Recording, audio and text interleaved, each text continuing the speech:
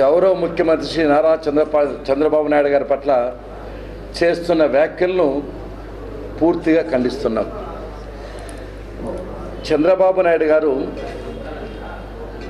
ఈ రాష్ట్ర అభివృద్ధి కోసం, సంక్షేమం కోసం అహర్నిశలు కృషి చేస్తూ ఆ ముఖ్యమంత్రి ఉద్దేశించి ప్రసంగించిన వ్యాఖ్యలు సభ్య సమాజం తలవంచుకునే రీతిలో చాలా హీనాతిహీనంగా మాట్లాడడం చాలా బాధాకరము, దురదృష్టకరము.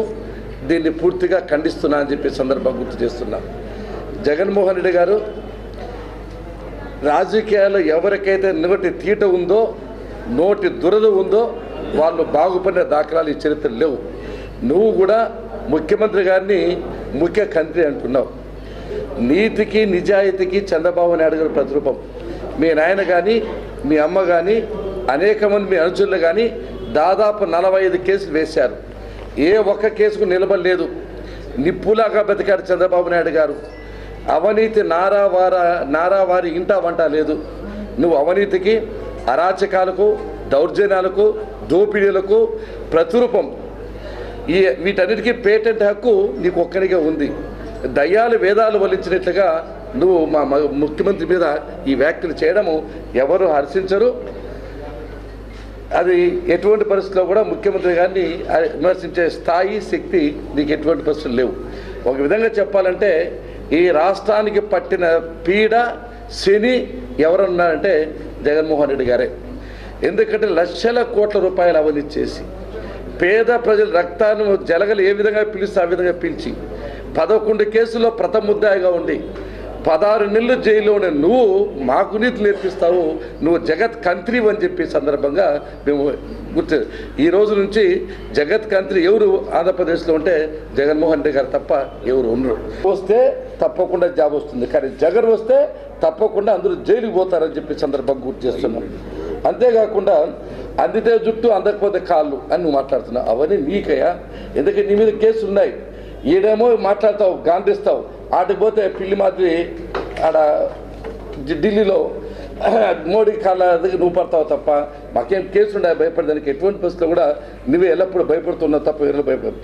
కొండలో ప్రతిపక్ష నాయకుడు జగన్మోహన్ రెడ్డి గారు వచ్చి మా గౌరవ ముఖ్యమంత్రి చంద్రబాబు నాయుడు గారిని సీఎం కాదు ఒక కంత్రి అని మాట్లాడడం కూడా చాలా బాధాకరం. చంద్రబాబు నాయుడు గారిని మాట్లాడే ముందు ఆయన ఎవరు అనేది కూడా తెలుసుకోవాలా. ఒక ఫ్యాక్షనిస్టు మా గౌరవ ముఖ్యమంత్రి చంద్రబాబు నాయుడు గురించి మాట్లాడే అర్హత కూడా జగన్మోహన్ రెడ్డి గారికి కూడా లేదని ఆయన కూడా మేము హెచ్చరిస్తున్నాం. మాట్లాడే ముందు వెనక ముందు కూడా చూసుకొని కూడా మాట్లాడాలా ఎవరు కంత్రి అనేది. కంత్రి నేనే కంత్రి అని చెప్పుకోవడానికి ఇబ్బందికరంగా ఉండి ఆ మాట మా నాయకుడు చంద్రబాబు నాయుడు గారిని విమర్శించడం మేమందరూ, మా ప్రజలందరూ కానీ, మా రైతు సోదరులు, పార్టీ నాయకులందరం కూడా ఖండిస్తున్నాం. ఇదే కాకుండా అనంతపురం జిల్లాకి హంద్రీ నీవా కాలువ పూర్తి చేసి చెరువులకు నీళ్ళు అందిస్తున్నది కూడా చూసి ఆయన ఓరవలేకే నిన్న కూడా కొన్ని విషయాలు మాట్లాడినారు. 90% పనులన్నీ మా ప్రభుత్వం మా నాన్న ఉన్నప్పుడు చేశారనే విషయం అక్కడ ఆయన మాట్లాడుతూ ఉంటే నవ్వాలో ఏడ్చాలో కూడా తెలియదు. 90% పనులు చేసినింది, పనులు అయితే చేయలేదు. 90% దోసుకునింది అయితే ఇది వాస్తవం. ఈరోజు మా ప్రభుత్వం వచ్చిన తర్వాత మరి 100% మీరు ఎందుకు చేయలేకపోయినారనే విషయం కూడా జగన్మోహన్ రెడ్డి గారిని కూడా మేము అడుగుతున్నాం. ఆ 90% చేసినప్పుడు 10% మాత్రం ఎందుకు అడ్డుకున్నారు? 10% అంటే ఫారెస్ట్లో ఉంది కాబట్టి అది క్లియరెన్స్ చేపిస్తే ఇబ్బంది అవుతుందన్న ఆలోచనతో ఆ రోజు అది కూడా చేపించకుండా ఆపారు. 90% డబ్బులు తినేసినారు. ఆ తినిండే వ్యక్తి కూడా మా నియోజకవర్గం సంబంధించిన వ్యక్తే. అలాంటి వాళ్ళని కూడా వెనక పెట్టుకొని మీరు మాట్లాడడం కూడా అది కరెక్ట్ కాదని జగన్మోహన్ రెడ్డి గారిని కూడా హెచ్చరిస్తున్నాం. ఆయన మానసిక పరిస్థితిని ప్రజల ముందు చూపించేలా ఆందోళనతో కూడుకున్నటువంటి మనస్తత్వంలో పిచ్చి ప్రేలాపనలు మాట్లాడుతున్నాడు. మీ ఇంటి పేరును 10 మందికి అంటగట్టేటువంటి ప్రయత్నం ఎందుకు చేస్తున్నావు జగన్ అని నేను అడుగుతున్నా.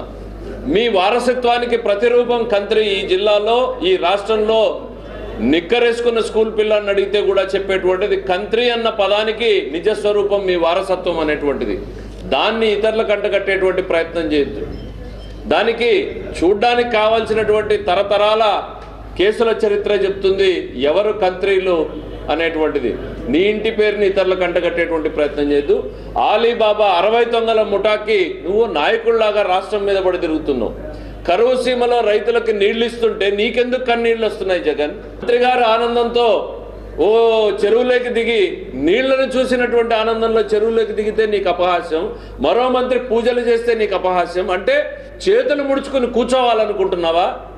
ఎస్, ఈ అనంతపురం జిల్లాకు నీళ్లు ఇచ్చాం, సగర్వంగా చెప్పుకుంటాం. ఇంతకు రెట్టింపు నీళ్లు మళ్ళీ సంవత్సరంలో ఇస్తామనేటువంటిది మేము చెప్పుకోగలుగుతున్నాం. మరి నువ్వేం చెప్పుకుంటావు?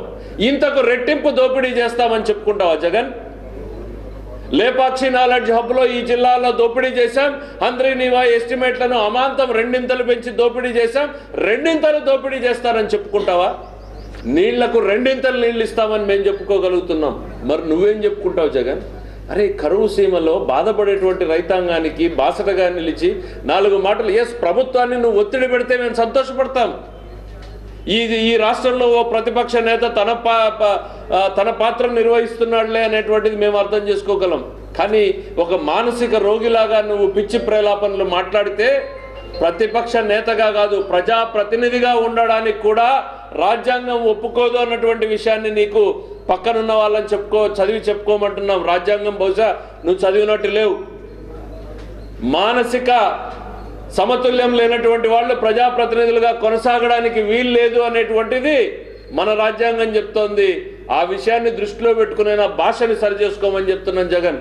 తిట్టాలనుకుంటే భూత పురాణంలో ఉన్న తిట్లన్నీ కూడా నీకు సరిపోవు. కానీ మా సంస్కారం మాకు అడ్డొస్తుంది, మా నాయకత్వం నేర్పినటువంటి క్రమశిక్షణ మాకు అడ్డొస్తుంది. నీకు నీ చరిత్రని వారాలు తక్కువ వస్తున్నాయి. ఈ ప్రభుత్వానికి సోమవారం అంటే పోలవరం ప్రాజెక్టును చూడడానికి, నీకు శుక్రవారం అంటే కోర్టు వారం, సోమవారం అంటే ఈడీ వారం, బుధవారం అంటే సిబిఐ వారం అయిపోయింది. వారంలో రోజులు మిగిలిన రోజులు నీకు వచ్చినాయి. కనీసం ప్రజల మానాన ప్రజల్ని బతకని మాకు చేతనైందేదో మేము చేస్తాం. దోపిడీకి ప్రతిరూపంగా నిలిచినటువంటి నీవు దోపిడీ గురించి మాట్లాడితే వినాలా మేము? జగన్మోహన్ రెడ్డి నీళ్ళు ఇచ్చి తీరుతుంది చంద్రబాబు నాయుడు గారి ప్రభుత్వం. ఇవాళ ఒక ఆయకట్టు కాదు, మీ ఊహకు అందనటువంటి రకంగా ఇవాళ చంద్రబాబు నాయుడు గారు సామర్థ్యాన్ని వెడల్పు చేస్తానన్నారే, దాన్ని కూడా మీరు సహించలేరా జగన్మోహన్ రెడ్డి గారు? కాలువలు వెడల్పు చేయొద్దంటారా? అంత పెద్ద మీటింగ్ పెట్టావే, ఒక్క మంచి మాట చెప్పలేకపోయావా? ఆ చంద్రబాబు నాయుడు గారు కాలువ వెడల్పు చేస్తానన్నాడు, ప్రతిపక్ష నేతగా దానికి నేను మద్దతు పలుకుతున్నానన్న మంచి మాట నీ నోటి నుంచి రాలేదే? రాదు, చచ్చినా రాదు మంచి మాటలు. రాళ్ళేసిపోవడానికి దయచేసి జిల్లా వైపు రావద్దు అని కొడుతున్నా. మంచి మాటలు చెప్పాలంటే మా ప్రాంతంలో ఎక్కడైనా తిరుగు, మా ప్రాంతంలో మా నోట్లో మట్టి కొట్టడానికో మా మీద విషం చిమ్మడానికో అయితే మాత్రం దయచేసి ఇటు చూడకునైనా నీ పులివెందల్లోనే ఉండు.